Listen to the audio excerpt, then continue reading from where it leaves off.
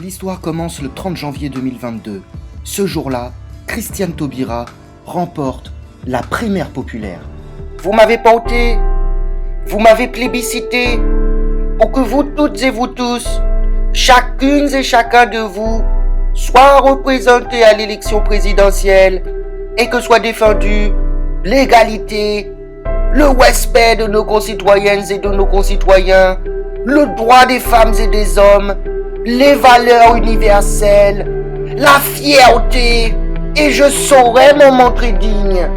Durant le mois de février de la même année, Christiane Taubira écrase l'intégralité de ses adversaires en débat. Le rouleau compresseur est en marche. Chère Madame Pécresse, vos propos sont honteux. Vous humiliez sans cesse les plus fragiles et les plus précaires, et je ne peux le souffrir davantage. Monsieur Macron, où est la solidarité? Où est la fraternité? Où est la démocratie? Toutes ces valeurs qui sont le socle de notre édifice républicain, vous ne les évoquez jamais. Vous n'en parlez jamais.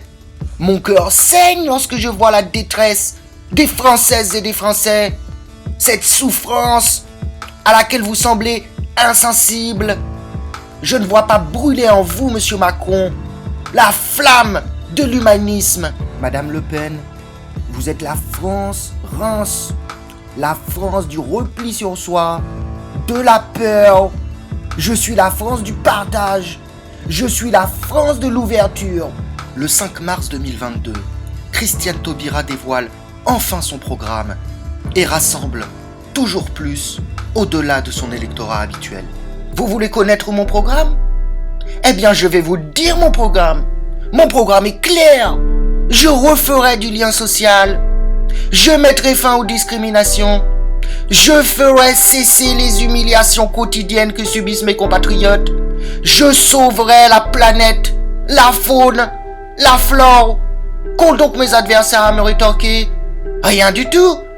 Parce qu'ils savent eux-mêmes que l'amour est préférable à la haine, et que la paix c'est mieux que la guerre, et qu'être méchant c'est pas gentil. Le 10 avril 2022, à la surprise générale de l'ensemble des observateurs politiques, Christiane Taubira arrive en tête du premier tour des élections présidentielles avec 37% des voix. Et le 18 avril, soir du débat de l'entre-deux tours, Christiane Taubira pulvérise son adversaire, Éric Zemmour. Mais monsieur Zemmour, à qui croyez-vous parler? À une faible femme? Vous croyez que les femmes sont faibles? Vous l'avez écrit. Vous êtes misogyne. Où est l'égalité homme-femme?